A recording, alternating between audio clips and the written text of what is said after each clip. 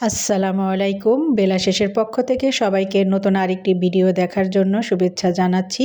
আশা রাখি আল্লাহর রহমতে আপনারা সবাই ভালো আছেন। আলহামদুলিল্লাহ, আমরাও ভালো আছি। আজ একটু বাইরে বের হচ্ছি। বাইরে আমার একটু কাজ আছে, সেই সাথে ছেলের কোচিংয়েও যাব। আর ছেলের কোচিংয়ে যাওয়ার জন্য ছেলের একটু জামা কাপড় নিয়ে নিলাম, কারণ ছেলে মানে ড্রেস চেঞ্জ করবে। সেখানে তার মানে কলেজের ড্রেস পরা আছে, সে কলেজের ড্রেস পরে এতক্ষণ কোচিংয়ে থাকতে পারবে না। তার বাইরে থেকে তার একটা গেঞ্জি আর একটা মানে প্যান্ট নিয়ে নিলাম, আর সাথে আমি নিয়ে নিলাম খাবার পানি। কোথাও গেলে কিন্তু আমি ঘর থেকে খাবার পানিটা নিয়ে নিই। আর এখানে আমি ঘরের চাবিটাও রেডি রেখেছি, কারণ আমার বাসায় যে অটো লক, সেটা দেখা যায় আমি অটো লক করে ফেলি, কিন্তু চাবি বা তালা নিতে ভুলে যাই। আর এই তো এটা হচ্ছে আমাদের বাড়ির নিচতলা। আমাদের বাড়ির নিচতলা থেকে বের হলেই কিন্তু আমার হাতের যে ডানে যে বাড়িগুলো দেখতে পাচ্ছেন, এখান থেকে নিয়ে আমাদের মেন রোড পর্যন্ত সম্পূর্ণ হচ্ছে হুজুরের বাড়ি, তার দরবার শরীফ, মসজিদ, মহিলা মসজিদ। আর এই যে মসজিদটা দেখতে পাচ্ছেন, এটা হচ্ছে পুরুষদের মসজিদ। এই মসজিদে পুরুষরা নামাজ পড়ে। আর মসজিদটা কিন্তু খুবই সুন্দর। ইচ্ছা আছে আপনাদের সাথে একদিন শেয়ার করব। এখানে মানে মহিলারা ঢুকতে পারে না, পুরুষরা ঢুকতে পারে। আমার ছেলেরে দিয়ে ইচ্ছা আছে ভিডিও করে আপনাদের সাথে শেয়ার করব। আর এই মসজিদটার পাশেই হচ্ছে মহিলা মসজিদ। এই মহিলা মসজিদে কিন্তু মহিলারা জুম্মার নামাজ, ঈদের নামাজ পড়ে। আমিও কিন্তু ঈদের সময় পড়তে আসি। এই যে দেখতে পাচ্ছেন, এই যে এটা হচ্ছে মহিলা মসজিদ। আর মসজিদগুলো কিন্তু ভিতরে অসম্ভব সুন্দর। এবার ঈদে যদি নামাজ পড়ি তাহলে অবশ্যই মসজিদটা আপনাদের সাথে শেয়ার করব। আর যেতে যেতে দেখলাম যে আমাদের এলাকায় একজন মারা গিয়েছে। ইন্না লিল্লাহি ওয়া ইন্না ইলাইহি রাজিউন। আর এই মহিলা মসজিদের পাশে হুজুরের যে মানে দালানটা দেখা যাচ্ছে, এখানে হচ্ছে মানে এলাকার যত মানুষ মারা যায়, এই যে রুমটা, এই রুমে গোসল করানো হয়। এখানেই দাফন কাফন করে এখান থেকে নিয়ে আপনাদের যে হুজুরের যে মসজিদটা দেখালাম, পুরুষের মসজিদ, এর ভিতরে জায়গা আছে, সেখানে জানাজা পড়ানো হয়। এই যে দেখতে পাচ্ছেন, আমাদের এলাকার সবাই এখানে মৃত্যুর পর গোসল করানো হয়। আসলে মৃত্যুর কথা যখন মনে পড়ে তখন মনে হয় যে দুনিয়া থেকে আল্লাহর জন্য কি করে গেলাম। সব তো দুনিয়ার জন্য, নিজের জন্য, পরিবারের জন্য করছি, কিন্তু সেই দুনিয়ায় আল্লাহর কাছে গেলেও যে একটা জবাব দিতে হবে, সেটা নিয়ে হয়তো আমরা ভাবি না। দিন দুনিয়ার মোহর ভিতরে পড়ে মানে সব কিছুই মানে ভুলে যাই। আর এই তো আমি বাসে করে এসে পড়লাম ফকিরাপুর এসেছি চায়না টাউনে। এখানে শিশিরের বাবা দাঁড়ানো ছিল। আমি বাসা থেকে এসেছি, এই যে দেখতে পাচ্ছেন শিশিরের বাবা। আর এই চায়না টাউনে আমি প্রথম আসলাম। রাস্তা দিয়ে এখানে আমার প্রতিনিয়তই যাওয়া হয়, কিন্তু কখনো এই মার্কেটে আমার আসা হয়নি। এই মার্কেটে কিন্তু মানে জামা কাপড় থেকে শুরু করে সব কিছু পাওয়া যায়। আর এখানে মূলত আমার আশা হচ্ছে, আমার মোবাইলটা নষ্ট, মোবাইলটা এখানে আমি দেখাতে এসেছি যে কি সমস্যা হয়েছে। একবার তো ঠিক করেছিলাম, আবার দেখাতে আসলাম যে মোবাইলটা মানে আমি বিক্রি করতে চাচ্ছি, বিক্রি করে আবার নতুন একটি মোবাইল নিতে চাচ্ছি। আর এটা হচ্ছে মার্কেটের নিচতলা। আর এখন আমি এসকেলেটর সিঁড়ি দিয়ে আমরা উপরে উঠে গিয়েছি। এখানে কিন্তু আমার ছেলেও ছিল, আর আমার ভিডিওটা কিন্তু আমার ছেলেই করে দিয়েছে।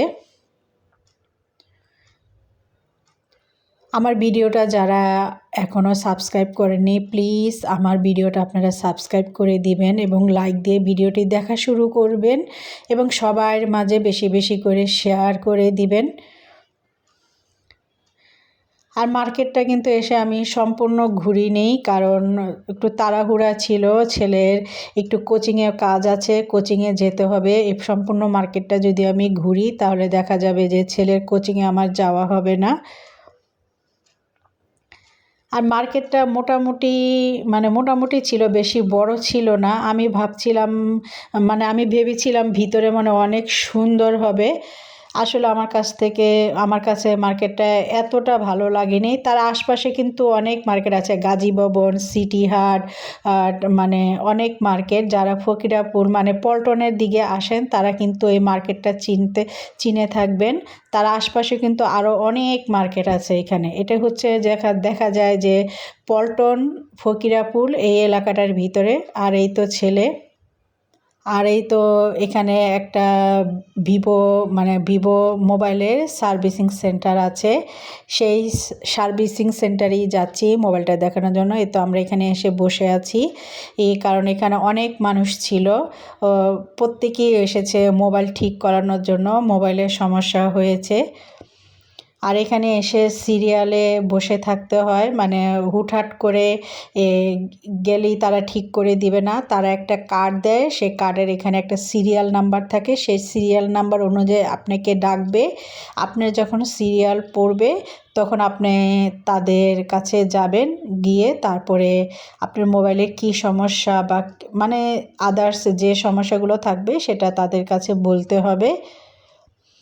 আর তারা যদি মনে করে যে না আপনার মোবাইলটা এক্ষুনি ঠিক করা যাবে, তাহলে তারা সাথে সাথেই ঠিক করে দিবে। আর যদি মনে করে যে না হবে না, তাহলে তারা আপনার কাছে 2-3 দিন বা একদিনের সময় নিয়ে আপনার মোবাইলটা রেখে তারপর ঠিক করে দিবে।